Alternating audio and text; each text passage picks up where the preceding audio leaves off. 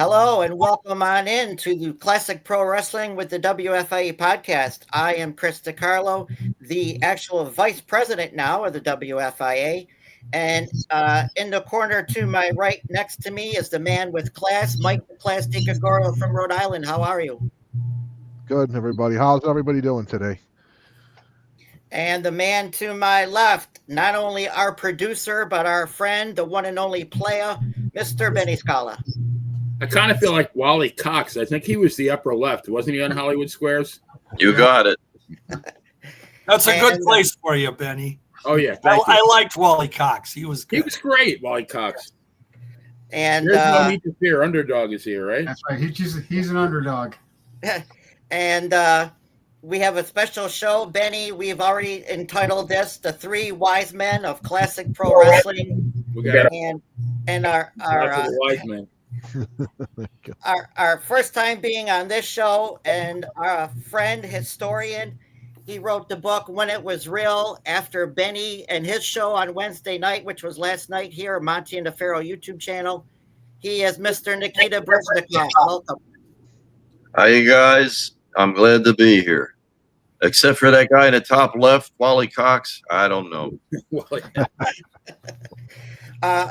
Underneath me from Minnesota, not only just the AWA, but all the territories historian, Mr. George Shire. Good evening, guys. Always fun to do these podcasts. And last but not least, under Mike is the man from Manitoba, the wild man who knows not just Canadian territories, but all of them, Mr. Wes Maidman. Good evening, everybody. Nice to see everyone here. Nice to meet Nikita for the first time. Cheers, sir. In fact, we're going to start with that. Nikita, if you will, we got everybody a toast here. I'm copying off of your show last night to start us off. Nikita, we're trendsetters there. Yeah. Just put the check in our name. That's all. Cheers. Cheers. Wes, they drew me out of the woodwork with you. I was happy to come and talk to you. Me also, sir. It's been a long time since we've ever had the chance to face, but I do appreciate all your help that you've done with some of my pages over time, and it's nice to connect. Certainly, absolute pleasure. And believe me, Farkas forever. Well, that's indeed. Our man. Wolfman for sure. And a quick shout out today before we get started here. A local Niagara Falls, New York, here where I am from. I've had a bad front tire. This good Samaritan pulled in front of me and helped my 18-year-old son. So a shout out to John from A Free Helping Hand.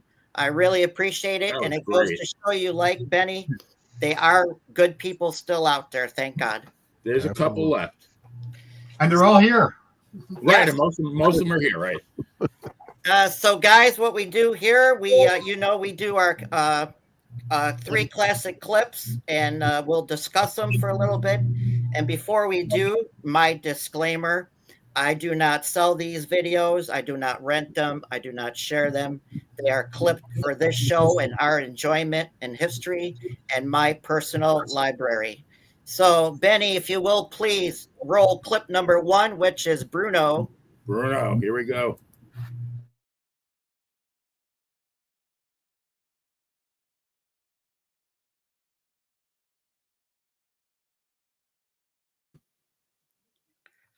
These do not have sound. They are from Toronto. And we have Bruno there against Buddy Rogers. Now Ivan Kelmakov. And then we'll see him go to work on a Bulldog Brower.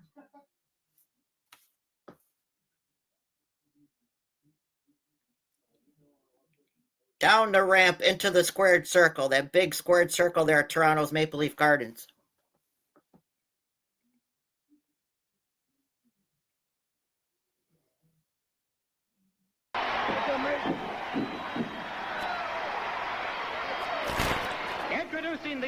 There we have Bruno from the WWA. Pounds, the international champion Bruno Sammartino. And his partner from Reno, Nevada, weighing 258 pounds, the world's most dangerous wrestler, Dick the Bruiser.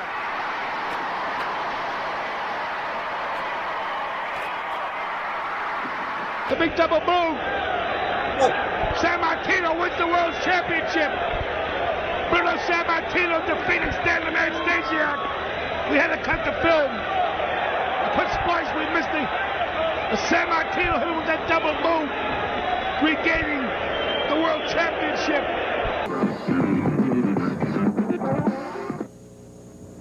Welcome, ladies and gentlemen, to International Wrestling. I'm Mike Mittman, along with the champion's champion, the one and only Bruno Sammartino. And Bruno, this week in action, we're going to be seeing again Bruno Sammartino Jr. And you know, I've noticed over the last few weeks, he's lost a... Some classic Bruno footage there, right? We kind of piggybacked off our last show, Wes, with talking about Bruno in Toronto. Why don't you start us off? Yeah, that ring in Toronto is amazing. I think it was probably just as big as the ring in Madison Square Gardens at that time. It looks huge, and I never saw Bruno live. I wish I had. I've never had the chance, actually. He was in Toronto quite a few times. I was just not able to go or whatever. And he did really well for a while, and then when he came in to replace the Sheik, who was out for abdominal surgery, it wasn't that great. He still brought in a lot of fans, but the fans were getting ready to change in Toronto, and they were just waiting for the AWA and the Mid-Atlantic. Bruno, to me, showed a lot of emotion in the ring, and it was that kind of emotion that the last seats in the whole building could probably sense and see. And I'd love to hear what someone who really, really saw Bruno has to say about him. That would be you, Nikita. Yeah. First, I want to comment that Stasiak title match. Rocky Raymond, who's a great guy. I have a lot of his 8 millimeters. That the reason he's the only one. WWF never had any footage of that match, but he was changing the film when the pin occurred. It's like, my God, he could cut his own throat. He said, it's like, what timing? I bet any piece I had to miss it was that. It's like, yeah, because that was gold. And he's done well with those over the years. They get rich from it, but it's nice. But anyway, to see Bruno live, how do you describe it? The greatest wrestler of all time. Because when you look at, and of course, Benny, we talk all the time on our show about poor Pedro Morales had to follow that. Pedro was solid, but Bruno was a god. I hate to say that, I'd be sacrilegious, but he was like a god to people. They would bring flowers to Madison Square Garden, roses, dozen roses. You know, like Bruno was like, what the hell am I got a dozen roses?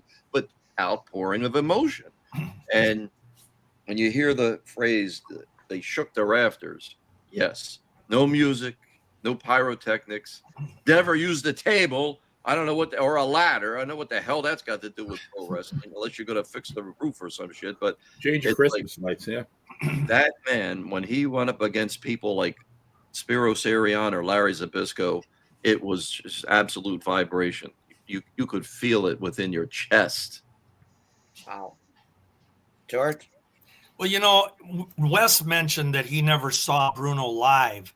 And, you know, the first thing that came to my mind is that Bruno, at least in the 60s and the very early 70s, but certainly the 60s, he had that aura that as a wrestling fan, regardless of what territory you lived in, where you lived in the country, you didn't need to see him live. It was like you did, because you go to the newsstand, the drugstore, the magazines. Bruno was generally on a regular basis there. We believed that Bruno was a god, that he was the biggest. You know, I'm in Gagne land, and you're supposed to believe that Vern Gagne was the king of it all. But the magazines didn't report that. And so as an average fan, anybody, you pick it up and you look, and Bruno, he was the champion. And I remember the day he lost the title to Koloff, I got a call from a friend of mine out east, a guy named Bob Weckesser back in the day. And boy, I should look him up. He was a good friend back then. But Bob called me and he goes, "You're not going to believe this. You're not going to believe this." And I said, "Okay, what am I not going to believe?" And he said, "Bruno lost the title last night." I said, You're right. I'm not going to believe that. Part of it was because for that almost 8 years, from May of 63 to January of 71, Bruno was up there and the fans just went to see him. They knew he was going to win. He knew he was the champion. He was the best. And that night, you hear the stories, the night Bruno lost to Koloff, how the garden went silent. I mean, I've heard these stories. I wasn't there, of course, but I've heard everyone I've ever talked to that was there or heard about it. The garden went silent. And Nikita, you probably could verify this, but it was said that they rushed Koloff out of the ring, not even announcing that he was champion, that he had beaten Bruno, but they let it set in with the fans, but he got him out of there so that they didn't have a riot. Because they did raise his hand. And thanks to Rocky Raymond, we have a full match at that. They did raise his hand, but it was a good, like a pre-sequel to it. That Friday before in Pittsburgh, Bruno was in a tag match. He and DiNucci against George Steele and Cicluna. Steele hits him with a chair, and Bruno can't continue. They said he had a separated shoulder. They did the whole routine the next day. Who's the doctor? Civitri, Benny? Michael Civitrice, yes. Civitrice. And he said, Bruno, I'm giving you advice as your physician. You cannot wrestle Monday night in New York. And Bruno's like, well, you know, I can't disappoint my fans. So they had it covered. Sure. It was nice for a change. Well, it hadn't happened too many. He only beat Rogers before that, legit. And then it was a nice clean pin. Bruno had enough for at least a while. It's like he's only human. And that was before the broken neck. And it's like this poor bastard. He's like, I mean, if you put him in one of these, like not just an x-ray, but if you did the whole scan, it'd be like, how the hell's that guy walking? Jeez, what a mess. So he needed a break. And it was like, okay, good. No rematch, no nothing. Here, he put the belt on Morales when he beat Koloff. It was like beautiful. You got the nice big rub. You got a hug rub. So go for it, man. I have to laugh when you hear on TV, they had announced Roman Reigns a couple of years ago. Roman Reigns has defended his title 11 times. And I'm thinking like Bruno did that in a week and a half, right? Yeah. Wait a minute. 11 times over what period? Oh, in a year. A year? Yeah, Bruno did that by mid-month, right? Oh, man. Woola had that beat. Jeez. I got to ask a question here about that. You know, when Bruno lost to Koloff, now, and this is just, how old was I? I was 20 years old. Not even 20. I was 19 yet. And I remember thinking, why did they put the title on Koloff and then just a couple weeks later, Pedro won it? That always bothered me at the time but let me say this, Koloff made a career of being WWF champion or WWF at that time, being champion, and it didn't hurt him at all. It only enhanced his further career wherever he went. But I always thought, why weren't they smart enough to really get Pedro over by having Koloff for, say, 6 months to a year, but 6 months minimum, beat a lot of the baby faces that could never get a title shot because they had a baby champion, have them beat him, have him just be the most hated guy. We got to get rid of this Russian wrestler. You know, it was back in that day where you hated the Russians and the Germans and the Japanese, etc. And we got to get somebody. And then finally Pedro comes and gets his long-awaited shot. And that would have been big 6 months down the road. Did you guys ever have any type of feeling like that as well? Well, I don't want to hog the show, but none of us. It's all in great classic wrestling, and that's what we're about. So go ahead. There was two reasons for it. Number one, the old man and his minions of Capital Wrestling Corporation had a mindset: good must triumph over evil. They wanted a face champion. Yeah. Number two, we were in the middle of a Cold War still with Russia, and Benny and I just covered this last night with the great Mike Omansky. When Blackjack Mulligan was stabbed on this day in 1971 in Boston, they were a little bit afraid. With a Russian holding the belt, just like when Bob Backlund was champion, the great Hussein, before he became the Iron Sheik, they wouldn't give him a title match announced, what they did was they had the first battle royal June 4th of 79. Sheik wins the battle royal as Great Hussein, and then he wrestles Backlund for a half hour because they were afraid, my God, if we announce this match, who knows what's going to happen. People, when they believed, were that emotional, and so they were afraid with the Russian holding the belt. It made sense to us as wrestling fans and historians. It would have done great. But then again, you did have Blackjack Mulligan lined up in the whole parade. So their mindset, it worked. Right. It would have been good either way. That's the whole thing. I know it worked out for the better, but you just wonder if from a promotional standpoint. When you mention Mulligan, we should point out that on that night, January 1871, when Koloff won, that was Mulligan's debut in the Garden as Mulligan. He had been just a month earlier. He was Big Bob Windham here in the AWA, and he had went to Japan in November with Larry Hennig during a Japan tour, and he'd grown the mustache. And then on that date, he was crowned Blackjack Mulligan. Abdul Farouk's first protege as he became the Grand Wizard. He didn't have the turban or glasses yet, but you see a lot of pictures with him in a suit, looking up at that giant. He, amongst regular sized men, he was a giant, and with the poor Ernie Roth, it was like, oh my God, Jack of the Beanstalk. But it was like, that worked great. And then bang, he gets stabbed a couple of months later, and then the WWF curse began. It's like, son of a bitch. Here's one of our top heels. He was out of action for 3 months. Right. With that, I mean, here's passion. Somebody comes to the arena with a deadly weapon. It was a big knife too. Supposedly dipped in pig fat to give him an infection, which it did. And it's like, God, you think anybody would care today that they would go to that? And then I don't suggest it. It was rotten. If they could have caught the guy, they should have skinned him alive. But it's like, that's the passion that came out in people. And that's like what you would think would be, and I'm being kind of prejudiced here, but you think that would be like the temper of the people in the South. But that's how hot the WWF was at the time for that time period.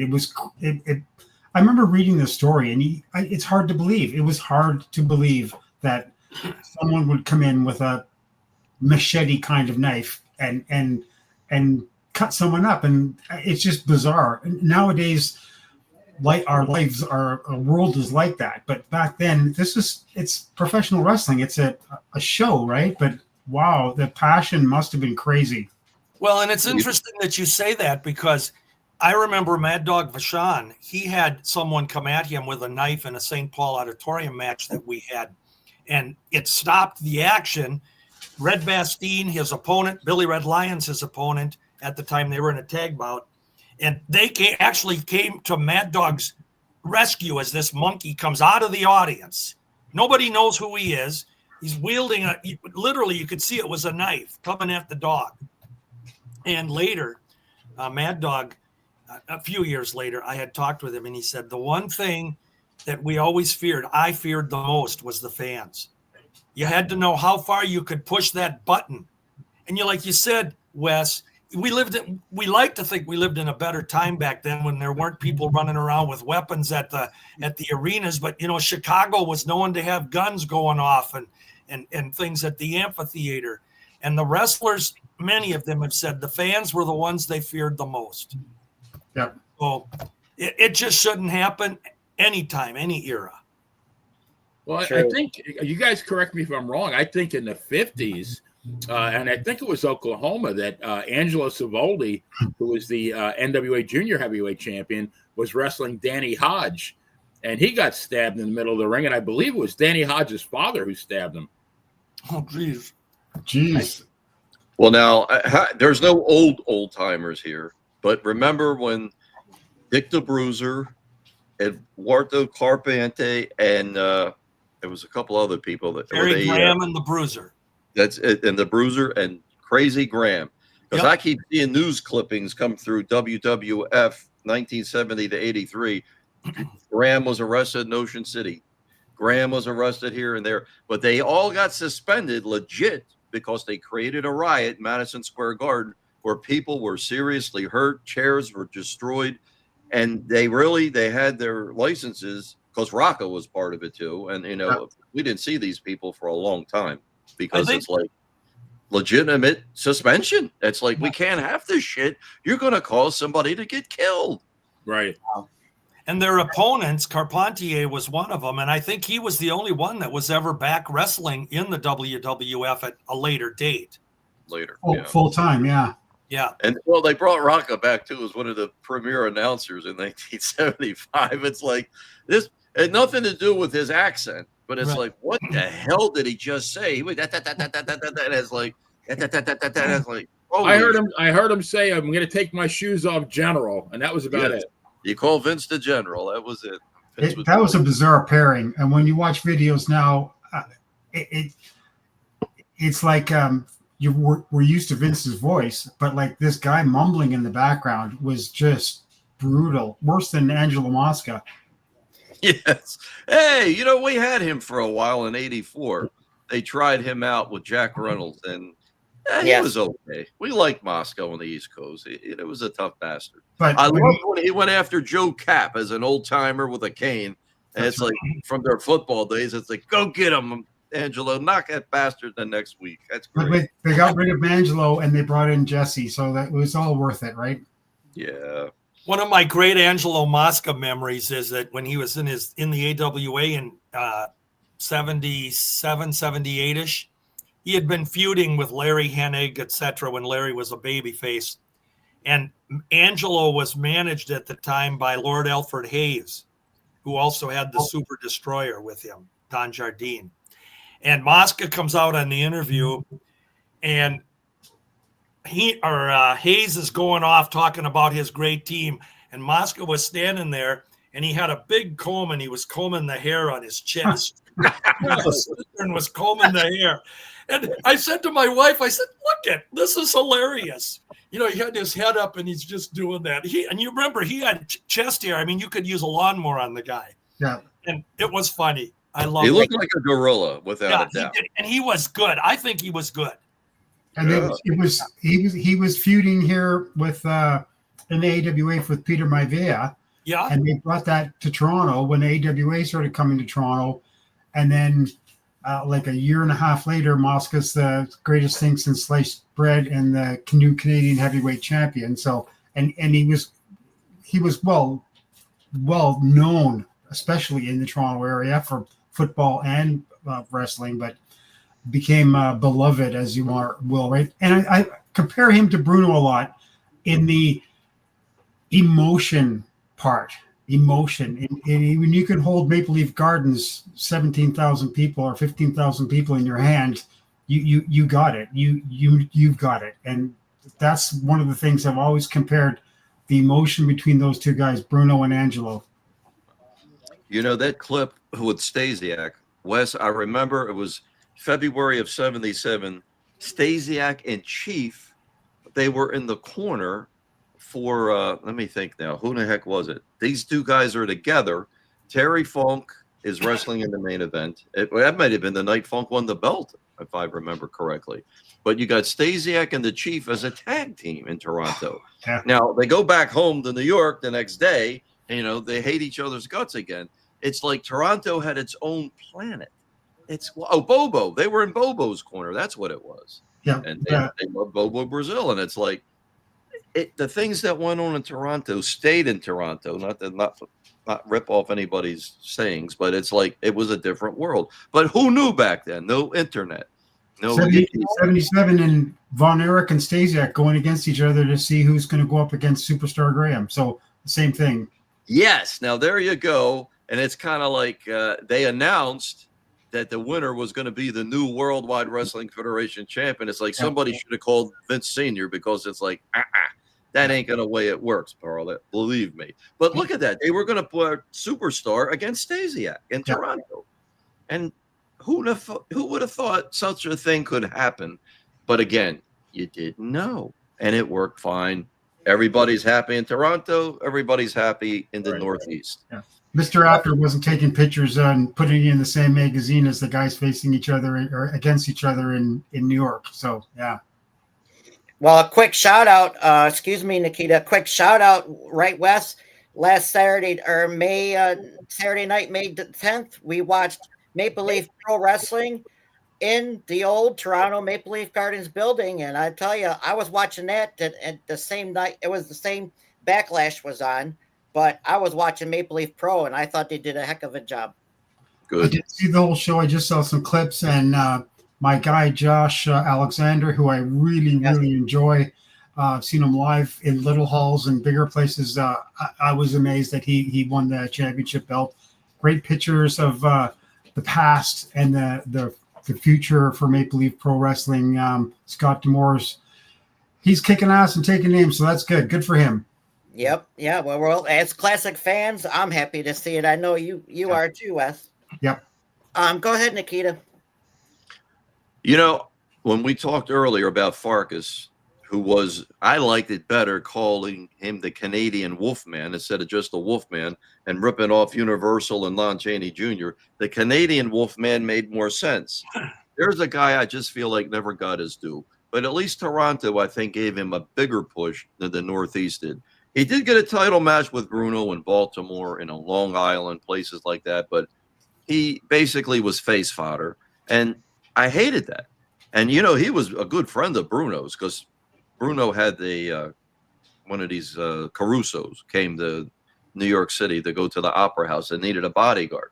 So Bruno said, I got a guy for you. And Farkas didn't look like a bodybuilder. He looked like some skinny goof that came out of the alley. And it's like, this guy? And Bruno's like, trust me, you're in good hands. If anybody gives you any trouble, he'll turn them inside out. And it's like, yeah, Farkas could get it done. He was like a Kowalski and Danucci. Didn't look big, but like an octopus when they latched onto it. You're finished. That's it.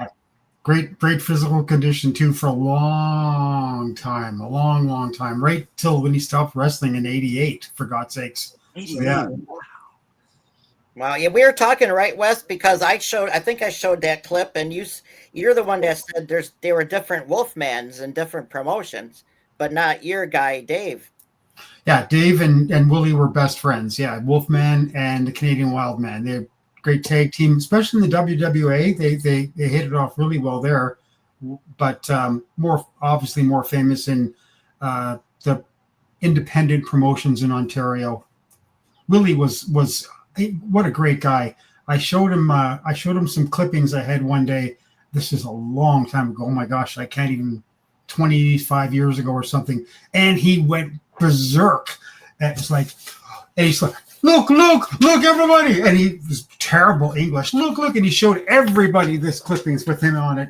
And he was so proud that he made me feel like $1 million, right? But yeah.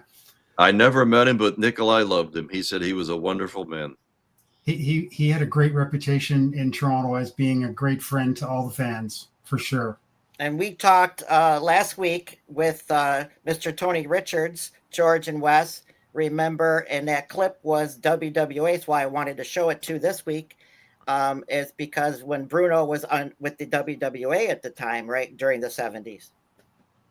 Yeah. Well, Bruno was with the WWA, and when Vince Sr. and Jr. said, you got to come back, we're losing our shirts. It's like, what the hell are you talking? I got a good thing going in Indianapolis and Chicago. I don't want to do this shit again. And it's like, they dragged him back, and he's right in the middle of that with Dick the Bruiser.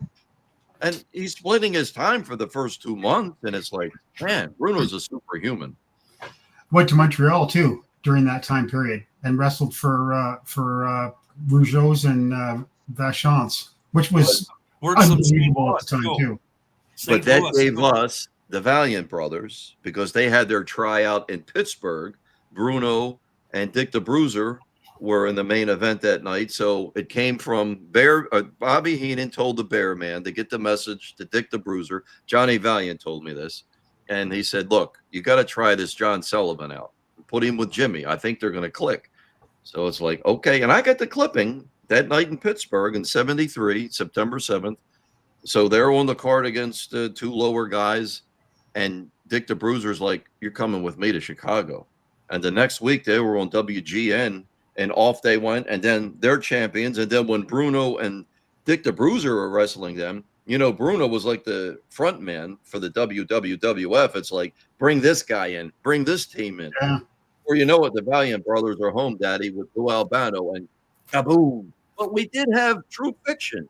Because Lou Albano said, I got their contract from Bobby Heenan. It's like beautiful. Yeah. That. Well, and what else? We now Nikita, that clip there, International Wrestling, that was 82. But who would have thought, right? Always the Timekeeper, Mike Mittman by Joe McHugh, is the host with Bruno.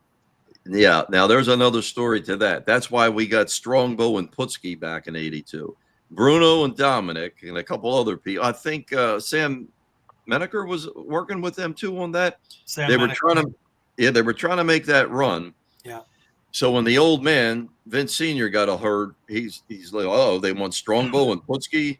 They were starting to get a little nervous because they got Danucci and they got the B Valiant brothers, Jerry and Johnny. It's like, okay, I can live with that. But then when they said Strongbow, it's like, They brought the Chief back home, put him with Jules. They brought Putski back in, and Bruno got locked out of the TV. So it's like, you know how that works. No TV, you're dead in the water. Yeah. You're fishing with no bait at that point. Well, guys, Benny, if you will, please roll clip number 2. This one is called Odd W. I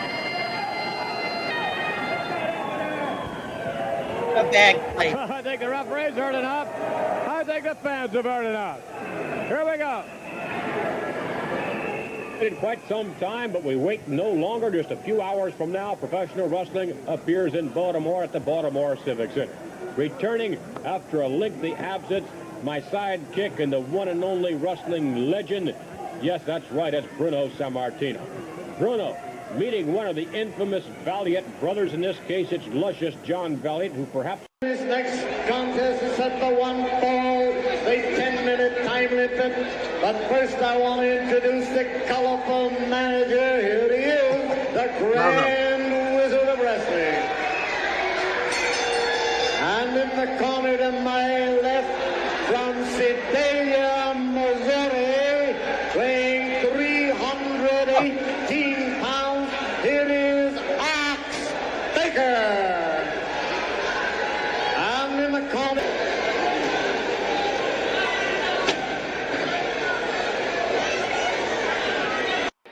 Introducing in the corner to my right, from Philadelphia, Pennsylvania. Here comes a wild tag team if I ever seen one.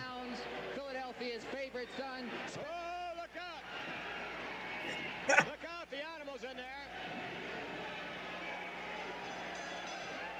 Why, this could be some tag team extravaganza. The animals in there with Killer Khan. We have action.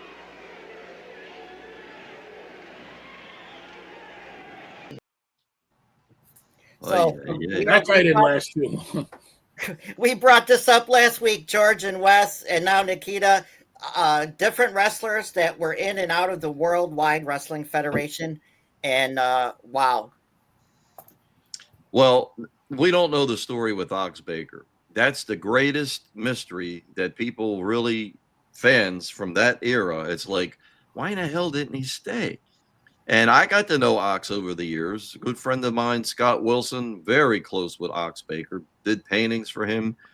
Ox used to talk to me about diabetes, and my wife, she's got it. And it's like, he just said, I don't know. Some of the rumor was he didn't want to do the traveling. Some of it was the old man and the money, which probably got a lot to do with it. But it would have been nice. But Ox wouldn't have been good with Backlund. He would have had to be there like the big guys like Studd and Mulligan for Andre, period. Killer Khan was not that big.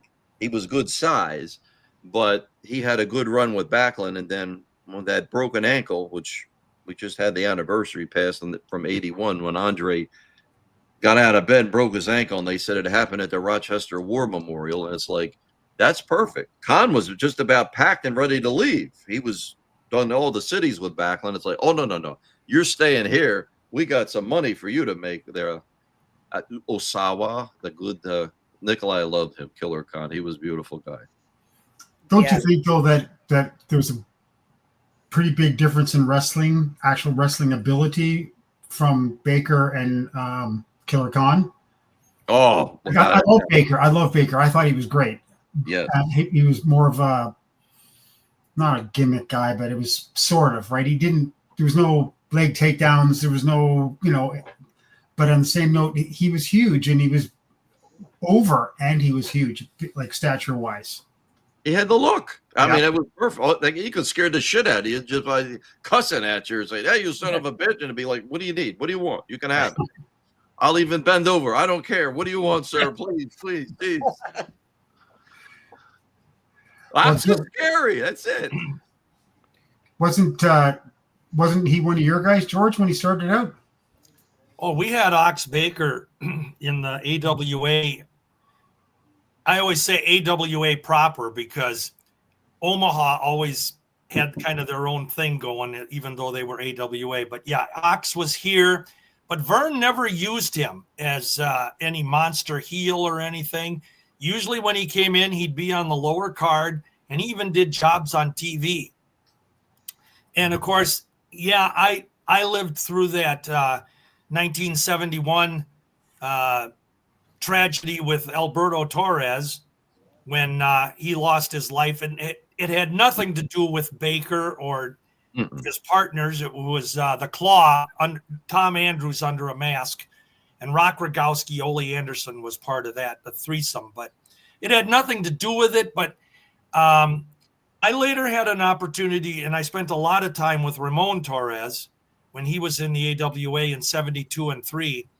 And he was disturbed a lot by the situation with Baker because of the way, and I know he made money and he was good. I mean, I liked Baker for that reason, but they had issues with how he constantly bragged about he killed 2 men, and he made a career of it. I mean, Ramon told me that he was very upset with Joe Dusick because he wanted him to play that angle that I'm here to avenge my brother's death at the hand of Ox Baker. And then I had an opportunity a couple times to talk with Tom Andrews, and he actually left Joe Dusick over that because Dusick wanted him to push that angle that you killed a man. And he said, I was going to quit wrestling. He says, it was the worst thing that I ever went through with an angle or a gimmick to do. And he said, I was going to quit. And I did. I walked out on Dusick. And he said, I was ready to give up wrestling. And Jim Starr, who was one of the interns under a mask at the time, had just lost Billy Garrett as his intern partner. And he talked Tom Andrews into going under the mask as an intern. And that's how Tom really pretty much finished his career as one of the interns in different territories. But yeah, the Ox Baker thing, I enjoyed his work. I thought he was good. If I was a promoter, I would have said, God, I need this guy on my card. People will come to get scared to death.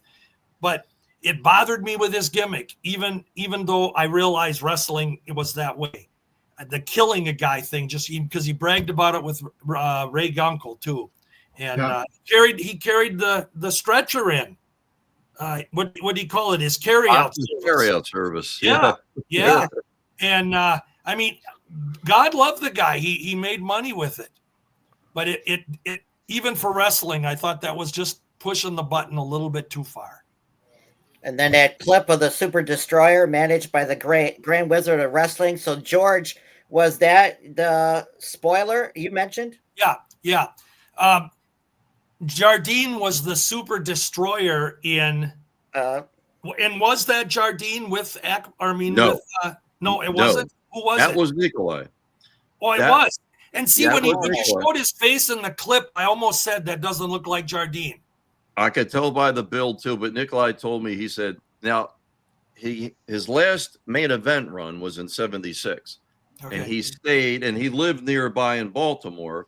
So he wasn't on any of the major programs with Bruno or anybody like that, because Bruno wasn't champion anymore at that point. But they could pull him in to do a TV job or fill in Baltimore, New York, whatever. So they decided, Nikolai bugging them, I want to do something. They said, all right, here, put the hood on. You're going to go out there with the Wizard. You're going to be the Super Destroyer. He said, oh, my God, I could not see. I sweat. I could not breathe. It was just, he said, forget it. They only did the taping in Allentown and the next day in Hamburg. Now with Hamburg, he teamed with Crusher Blackwell, and it was Zbyszko and Calhoun, and that's when Blackwell drop kicked Calhoun out of the ring. So that got him over. I don't know why they never had a little run, Calhoun and Blackwell, but anyway, that was definitely Nikolai.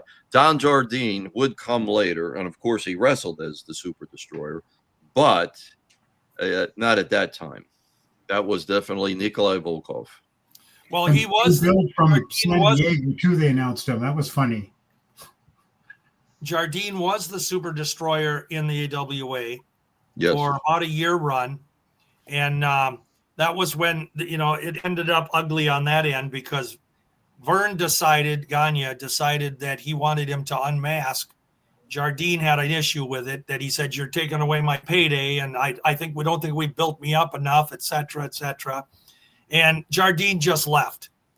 And so that's where your Super Destroyer Mark II and III came in, with Bob Remus playing Mark II and Neil Gway was playing Mark III. But that's where they came in. But here was the thing about Jardine. I always thought it was confusing that he was the spoiler in Texas and other territories.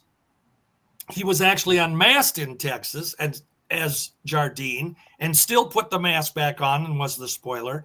He wrestled in Madison Square Garden as the spoiler without a mask. Nikita, you might remember that. Didn't they have that, supposedly the stupid rule where they couldn't have a masked man? New York City. It was a criminal violation to be in public with a mask. So, yes, he had to take that off. But the poor bastard, and I talked to his wife, Becky, all the time. And we're going to try to get her on, Benny, on one of the shows. She's a great lady. He had to put over Mil Mascaras in Mascaras' debut, December 18th of 72. And it's like, son of a bitch, he puts him over clean with the pin. Don Jardine, it was a great pro. He came, he did his job. He feuded with Strongbow all throughout Philadelphia, the Garden. I mean, that's where somebody put it today on my page where the big X came in on the TV screen. Wasn't blood, but it was the claw. They said it was so violent. It was so horrible. We can't show you on television. It's like, yeah, come to the arena, pay the money. But nevertheless, it started with Don Jardine as the spoiler. Yeah. And he was the only tag team cage match in the WWF. He and Lou Albano against Pedro and the Chief at the Philadelphia Arena. Wow, I didn't know that. Wow. That's the only time they had one, and it was the shits. Because the first fall was a DQ, and it's like, how the hell do you have a DQ in a cage match? This is stupid shit. Well, much less than the first fall. Let's just go that far. Yes. No, but I totally agree with you about Jardine. Hell of a talent. I always enjoyed his work. And he was the one with Hayes that I mentioned when we talked about Moscow a bit ago. That was the Super Destroyer originally. Yeah. Well, when they were going to do the expansion, Vince called Nikolai. He was in Florida. And he said, I want you to come home. I'm taking over. And he said, bring whoever you can. Don Jardine was the only one that came with him. He wore the mask in '84 when he came back to the WWF for Vince when they were doing the Hulk Hogan cartoon takeover. But that was it. Everybody else was kind of like, it's like putting all your money on one stock. You better be sure. You better be damn sure. And it was too early, so a lot of people said, nah, I'll stay where I know I got guaranteed money. In that first clip, we saw Skandor Akbar against Billy White Wolf, who we know, right, George, was the Sheik Adnan. And yeah, you're right. When he came to the AWA, Adnan, in 1981, 81-ish, I think that people don't realize how good and how over he was as the Sheik. And I had seen him as Billy White Wolf in Portland previously. I had seen him in Texas as Billy White Wolf. Nicest guy in the world. I mean, he really, at least to me, after I got to know him later on in life. But as the Sheik, oh my God. You never had a chance to see Bruno West. I never had a chance to see the original Sheik Ed Farhat in person. And we all know how that man sold out all over with his gimmick. But Adnan Casey God, that guy was hated. He was so hated. He was so hated that it was brilliant when Nick Bockwinkel became the champion in 81 after Vern's retirement.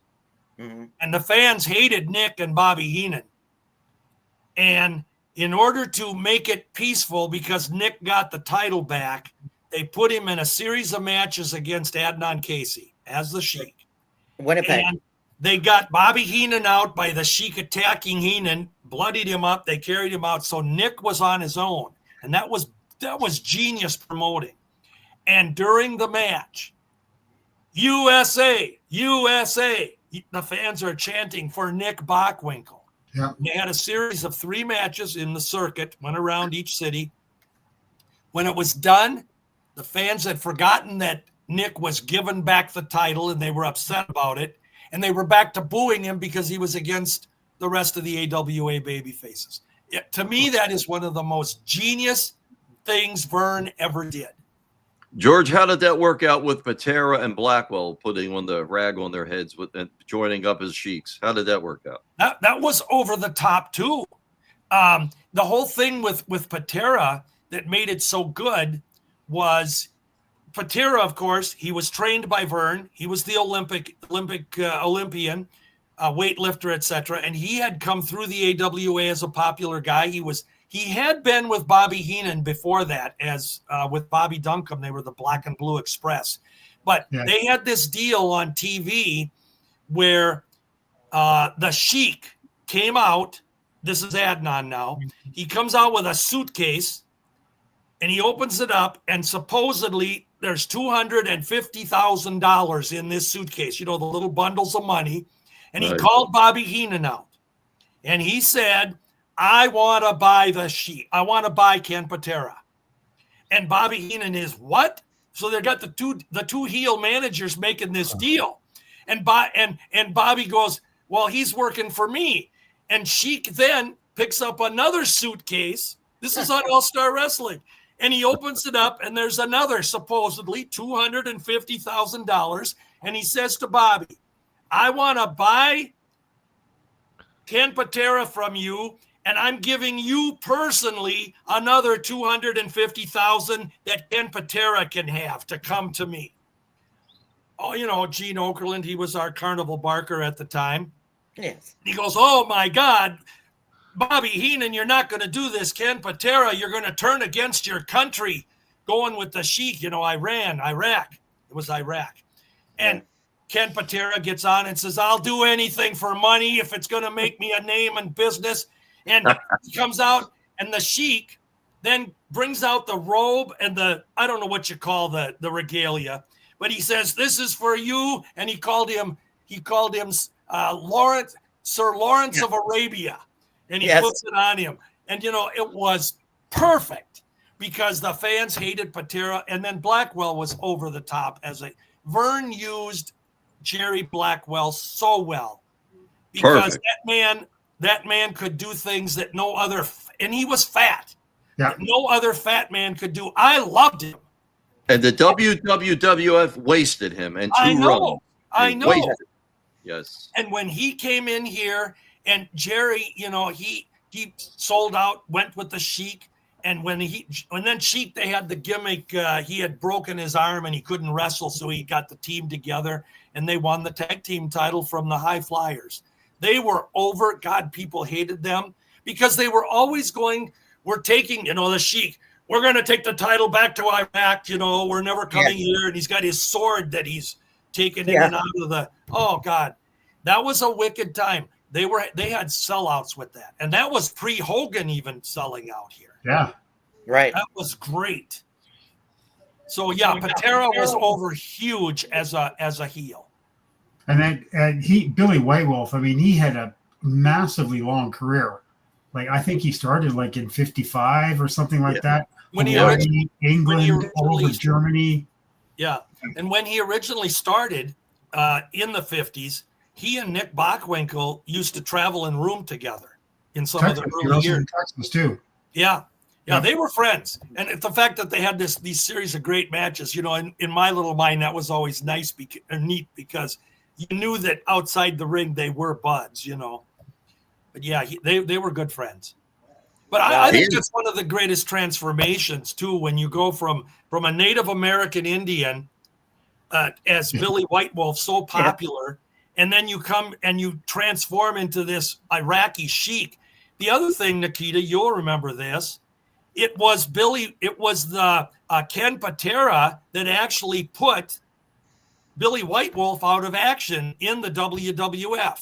With the neck with the broken neck yeah. or whatever it was. Swinging neck breaker. It was a perfect setup, and the date's coming up May 24th to 77. The first hour, Strongbow's challenged Patera, the previous taping, so they have a match. Of course, Albano gets involved, and they're getting the best of Strongbow. White Wolf comes in with the tag belt, busts Patera open.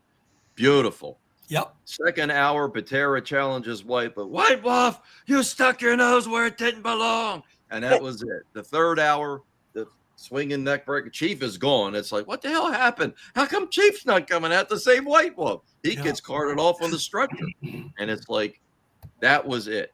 But see, I got some information on that from Scott Teal.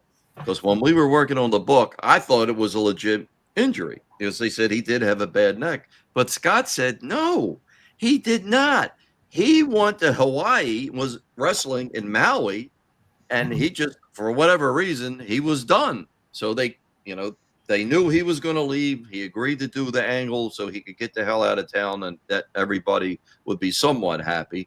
And it worked out great. But that was a very popular team. Everybody loved the Indians, and that's what we called them back then, people. Oh, yeah.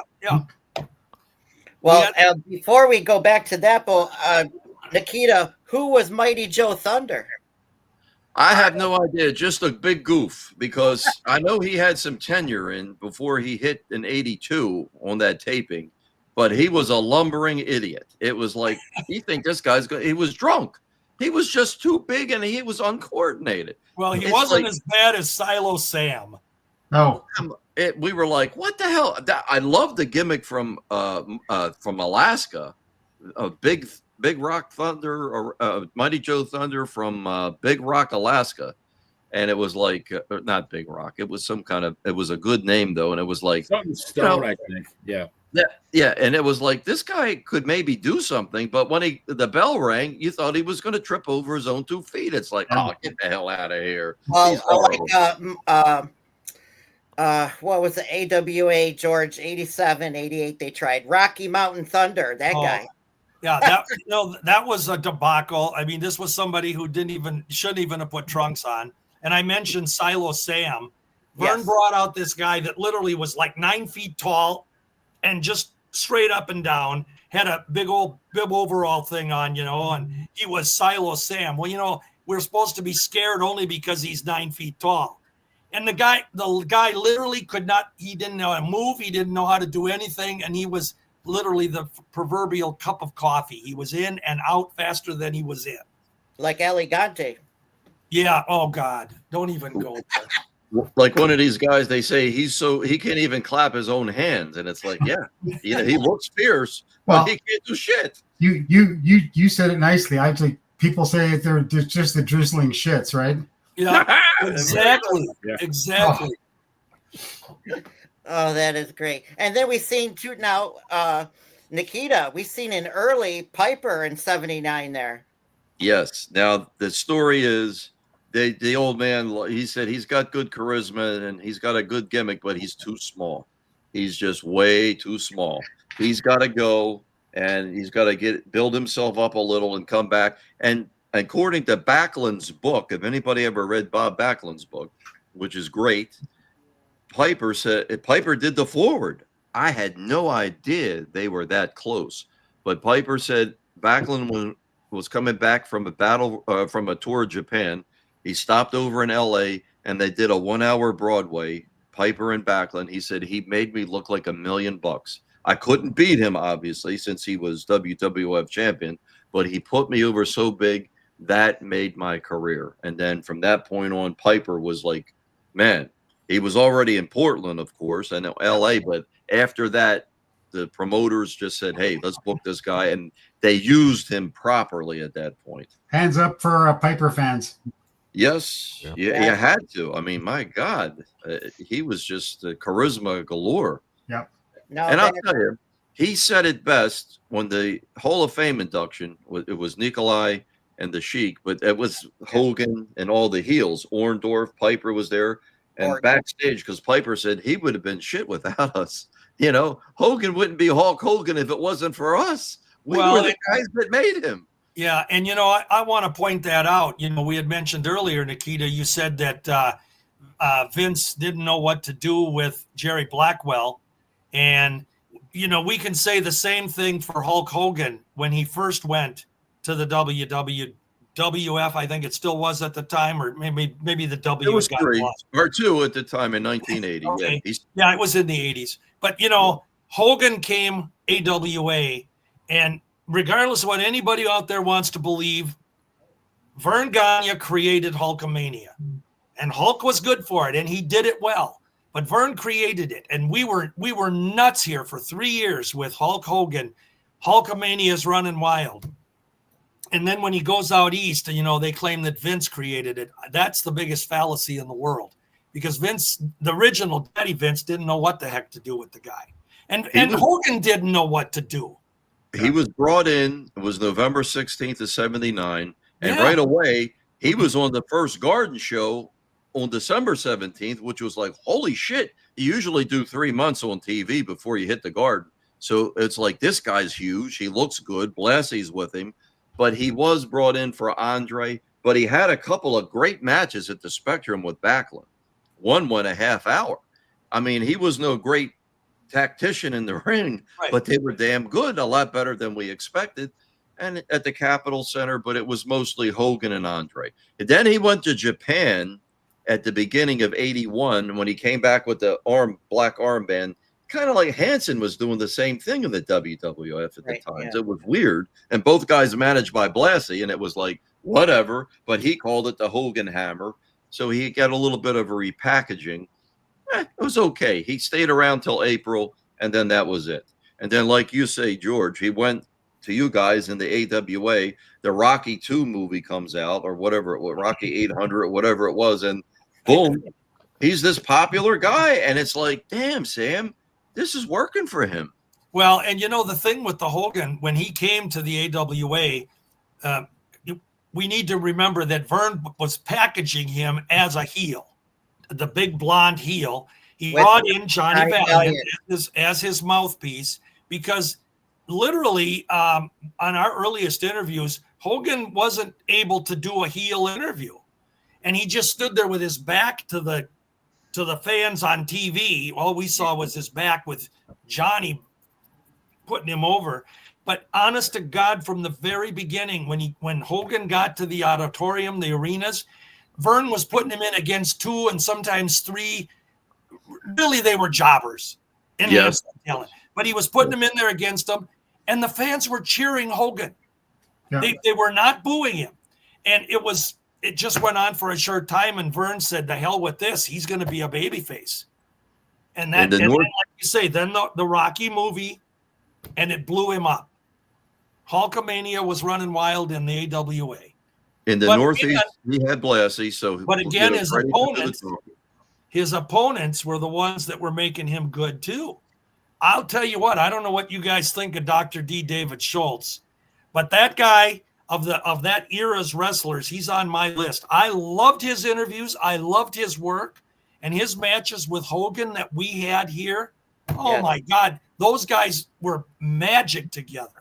Yeah. They loved each other.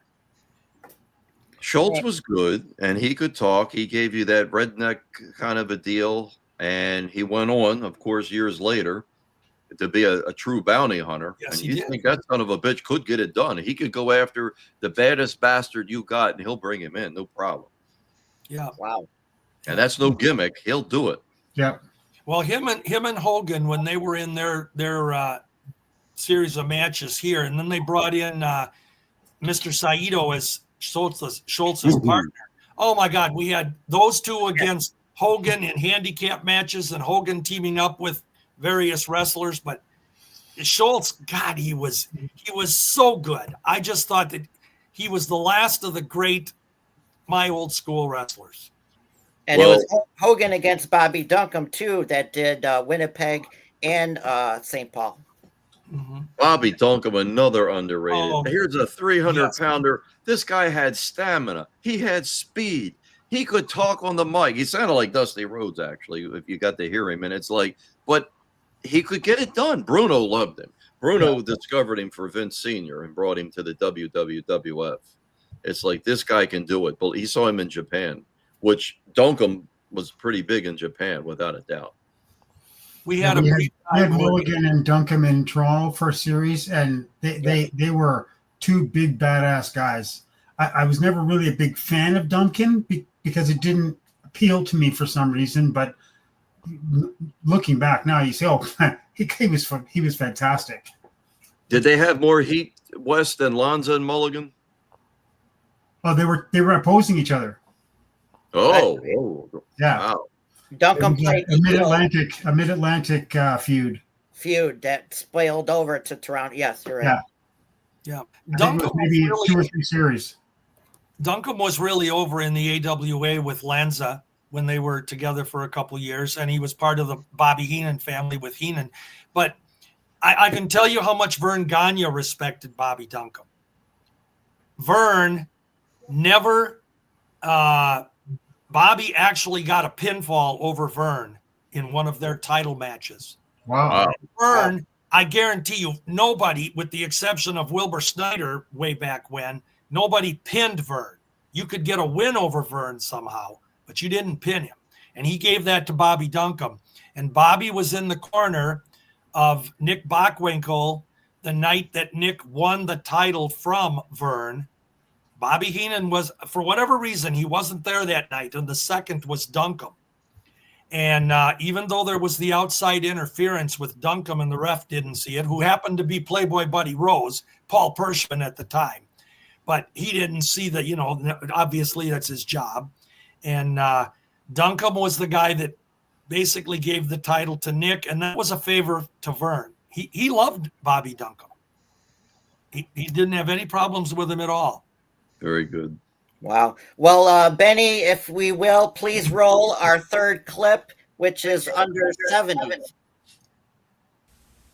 Hi again, everybody, and welcome to more International Championship Wrestling.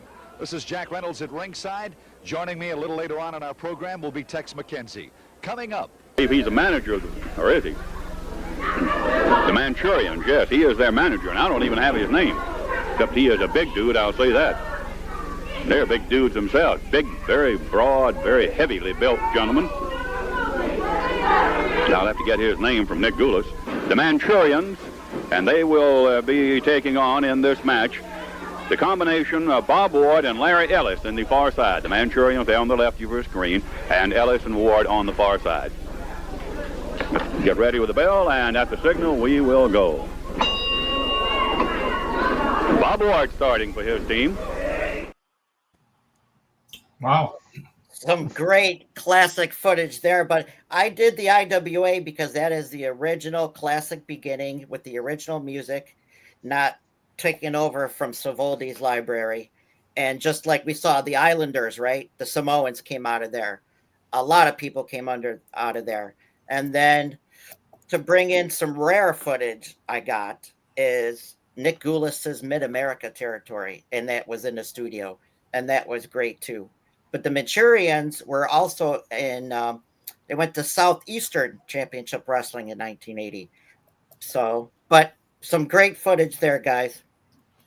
Sure. I like how the announcer didn't know who Big Bad John was. That was interesting. But if I may quickly, we saw the picture of the Love Brothers there on the IWA introduction. We just lost Hartford Love just a few weeks ago. He was, I think, 89. And he was living in Newfoundland, Canada.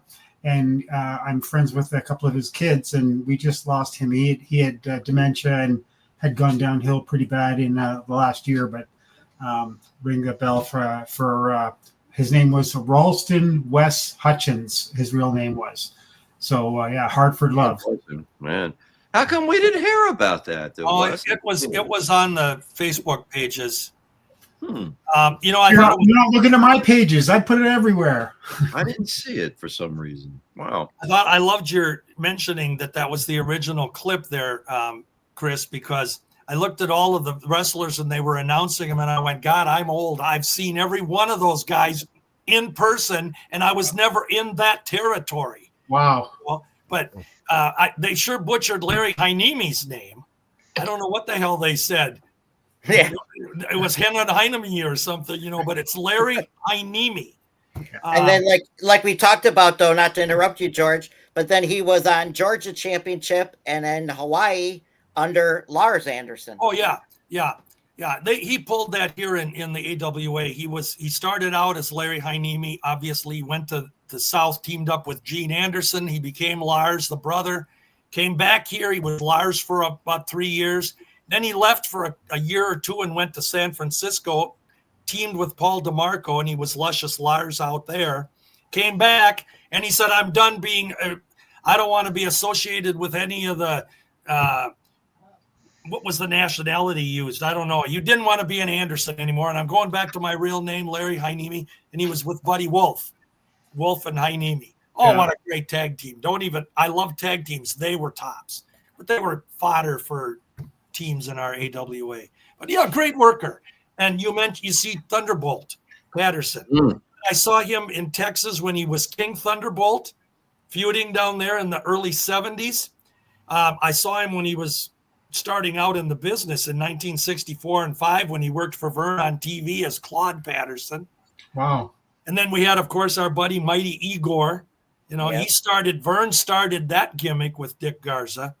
That was one of his better moves in the careers. And then they had Tex McKenzie, and I thought of you again, Nikita, when you were talking about who was your Thunder guy that was so clumsy?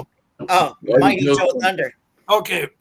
You know, Tex McKenzie, he had the Red Bastien Tony. He was the clumsiest guy I ever worked with and my best friend, he says. But the guy couldn't climb into the ring without tripping over the ropes. And I talked to Reggie Love one time at a dinner, and a bunch of people were standing around throwing wrestlers' names at him, and someone said, "Oh, what about Tex McKenzie?" And that's what he said. He said the clumsiest bastard that ever got in the ring. Yep. He'd be getting the instructions, and he'd hit his partner in the face while he was swinging his hands around and stuff. Well, and he worked in it would have been 67. He was here for just a short time. They even had him hooked up with Cowboy Bob Ellis in the AWA. And here comes Tex McKenzie, and I'm, 13, 14 years old, whatever I'm sitting in my wrestling seat, and here comes this big guy out, and honest to God, he went up they had the ringside steps in the corner, the 3 steps. He walks up and he tripped on one of the steps, got on the ring apron, and when he was coming through the ropes, the top rope hit him. And it was so funny. He was clumsy. He was. But he was over as a babyface, though. Oh, he didn't say "Hey Mo," did he? At any point? Oh yeah, "Hey Mo," "Hey Joe," whatever. Oh God, Red Bastien Toby. Red was sitting right back here on my couch many years ago, and we started talking some stories. And Red says, "I want to tell you about Tex." He says, "I love the guy. We traveled together. Their respective wives, mates, whatever. They traveled together after wrestling." And he says, he would walk into his bedroom and get into bed, and he never got into bed. He fell into bed. So that was funny. Eric Red. What about Eric Red? Sorry, Chris. Another guy with a massively long career and crazy popular and a fantastic babyface. One of those few guys, I think, who babyfaced their whole career. Who are you talking about there? Tex. Oh yeah. And he was Dakota Mack at one point in his career down in Texas. Yeah. No, I mentioned Eric the Red. What about him? Another great Canadian guy. Unfortunately, he had that terrible accident in Florida in 77 or something where he got hit by a car when he was changing a tire. I have a lot of his family members on some of my groups, and they love seeing anything on their dad and their grandfather. But he was a massive heel, and I don't know if he hit WWF main events or not. No, Bruno used him in Pittsburgh a lot. In Pittsburgh a lot, yeah. In the early 70s. Vern used him as Eric the Red. Yeah. And wasn't he Eric the Viking too? Eric the Animal. Yeah, he had that fur, so it could go either way. Yeah. Yeah. Well, I mean, he had the Viking hat with the horns or whatever the heck they are. Yeah. He was a big guy, a big guy. Another kind of like Jerry Blackwell, where he could do drop kicks if he so desired and do, wrestling moves. But he was a native Ontario guy, which is really cool because I saw his son wrestle as Sledgehammer. He was on the independent circuit in the mid 80s, and he did like Putski's finishing move, whatever that was called. The hammer. Yeah. And nice guy. Well, there you go. At Putski with the ripoff, right, of Mighty Igor. That's been discussed. Yeah, that was. I don't think Eric used it. I'm not sure, but I know his son did. And no. I'm talking about Mighty Igor, though. Oh, yeah. Yeah, Putski ripped that off because he even did the gimmick playing with the toys in the early stage of Putski's career. No, I don't want to mention anything about Putski. Well, let me tell you. Oh, okay. Oh. Well, let me tell you this about the Igor Putski thing. When Vern created Igor, Mighty Igor Vodik, however they pronounced it, it was both ways. He was the playful, throwing the toys to the kids and very childish, and clapping. And he got over so much as Mighty Igor. And Vern and Ivan Kelmakov, who we saw in a clip earlier, which is mentor, manager, tag team partner when Igor started out. But it's so weird. You can talk about the kayfabe era and how the promoters only wanted us to remember what they wanted us to remember. So Igor is here from 64 to 67, and then he's back in 69, 70, then he comes back in the mid 70s. But in the meantime, in the middle there, they brought in Ivan Putski. And he did the exact same gimmick, the cut off underwear and the childish antics. And the promoters never acknowledged that wasn't Igor, that Igor had been here before. It's like, don't remember it, fans. Yeah. Well, then after Putski left, they called him Putski. I know you've referred to him as Putski. It was Putski here. I don't know if it was different elsewhere. But when he left, Igor had come back for a brief run in 78. And it was my fans, Igor is back, and they never mentioned Putski. So promoters just wanted you to remember what they wanted you to remember.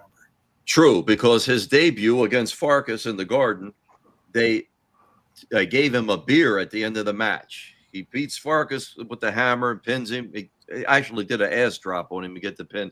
And then they give him the beer because Vince says, look at that. Putski loves his beer. Look at that belly. And he put it like 2 or 3 of them down. They gave him in a cup. So they wanted to get him away from that childish thing. Right. And separate. Well, and then he morphed into the old bodybuilder look that he'd had as Joe Bednarski, Amen. Even as Putski, he came back in 78. He was trimmed down maybe about 50 pounds. And then years later in 79, a little more, in 83, he could have been on Muscle magazine. Yeah. In fact, he was in Joe Weirder's Hall of Fame. He was. They inducted him into Physical Fitness Hall of Fame. Yeah. The other thing about the Igor and the Putski gimmicks, down in Houston, Paul Bosch did the thing where he had Putski on the cards, and then he actually played it out. He said, the fans think that this is Mighty Igor. Well, then, like the following week or a couple weeks later on his Friday night cards, he brought in the real Igor. And in his programs, I have the programs, they tell the story how, is this the same guy? Is it different? No, they're different. Yeah. Bosch was really playing that angle up, but they never appeared together. They were never on the same card, and it was like the way they played it. I thought that was kind of cool when I was getting programs from there back then. Very good. Do any of you guys remember they would break cinder blocks over his stomach with a sledgehammer? Yeah. Yes. They did it in Toronto TV all the time. Igor was, yeah. Ivan Kelmakov did the cinder block on Igor's head. Yeah. Yes. I have that. I've got pictures of it. They'd have Igor sit in the ring They'd put a towel over his head, you know, a white hotel towel, and then he'd have the cinder block up there, and Ivan would take the sledgehammer and Igor would, you know, kind of flinch, but the brick or the block would break. People said, well, you know, maybe it was gimmicked or something. But then Igor would get up and he's not hurt and he'd be clapping, you know. Oh, my God. That was it. I'll say, Nikita, I'll put it on are you on my Facebook page? Yes. Tanaka did it on television for Vince. He would crack put it on my page. Yeah. Also, Ken Patera did that to Jimmy Snuka on Georgia Championship Wrestling in '81, where he put the cinder blocks on Snuka's chest by his head, and Patera broke 2 blocks right through on top of Snuka. Wow. Yeah. Well, hey, look, I've seen Patera do feats of strength that were incredible. No bullshit. Not just the military press, but so many others. It's like that guy, the hand strength, he could probably just snap your neck if he got it pissed off enough.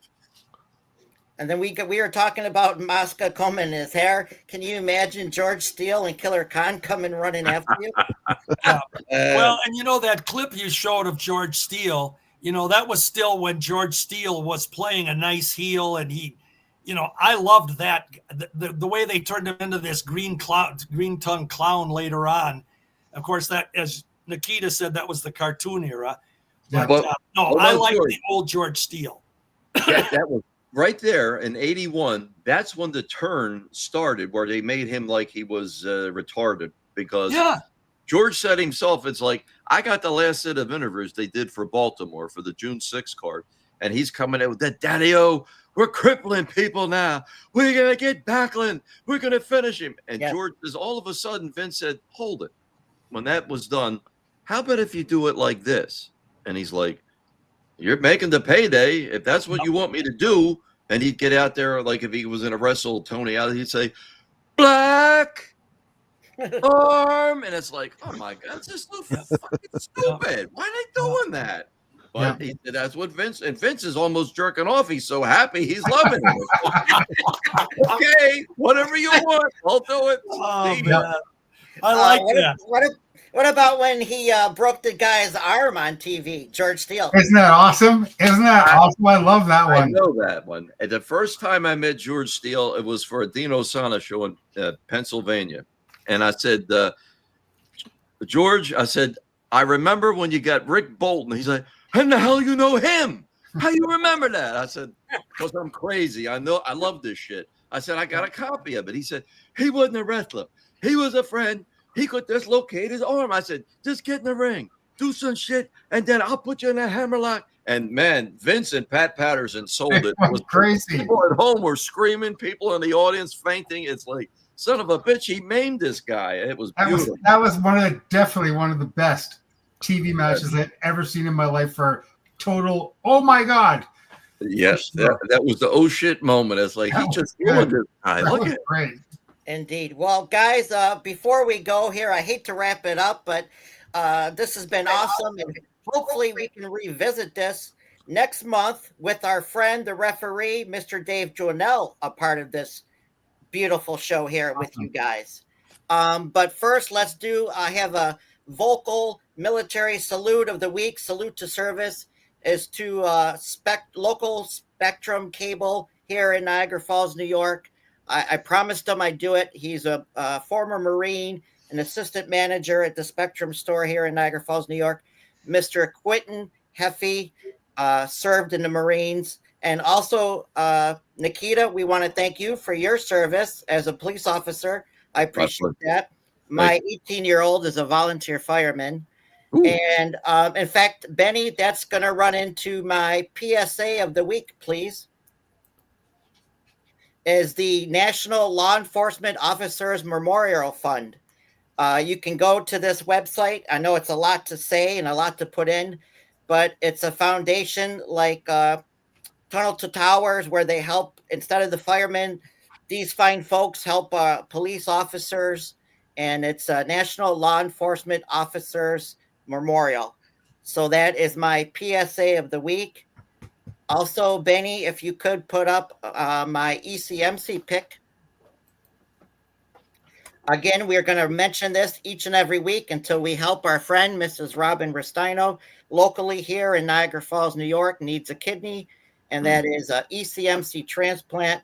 Is area code 716-898-6283.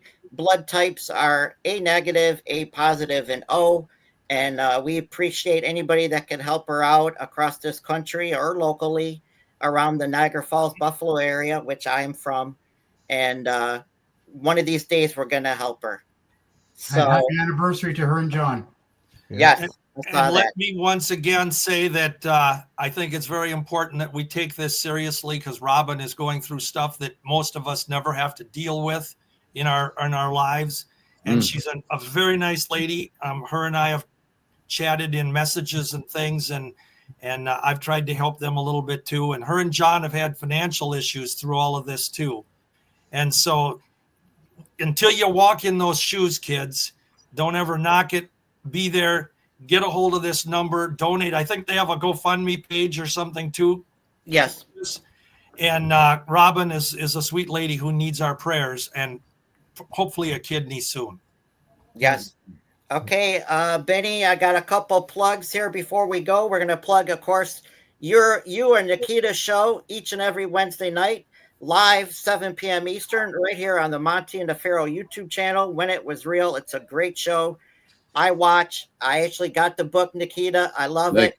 Thank you. And we're going to plug, which you mentioned, George, WFIA president, Mr. Brian Ferguson, his book about Vern that you helped him with. That's also another great one.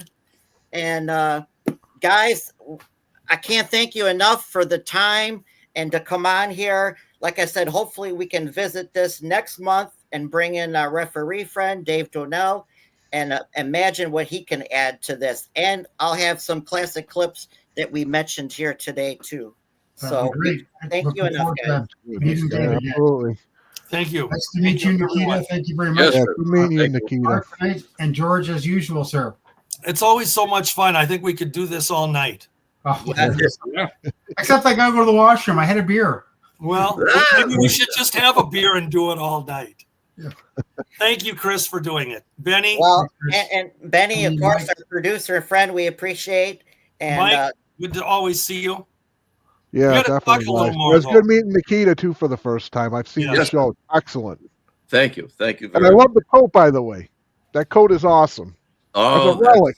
Great. They're going to put me in the ground with that one. You were a police officer, Nikita? For Baltimore City, 27 years. Wow. My blessings to you. I have nothing but God bless you. Thank you. Thank you. Because Bundy used to say, man, you did that shit. What we do in the ring, you did it on the cement. I said, yeah, Chris, I did. Yeah. Well, guys, I again appreciate this. And Benny, why don't you take us home for this week? Next week, we will have a representative from Savoldi's Wrestling Library, along with Mr. Terry Sullivan, to talk about classic footage that they're going to have on their streaming channel. So until then, we'll see you next week and appreciate it. Thanks, guys. Take care, everybody. See you guys next week. Ciao.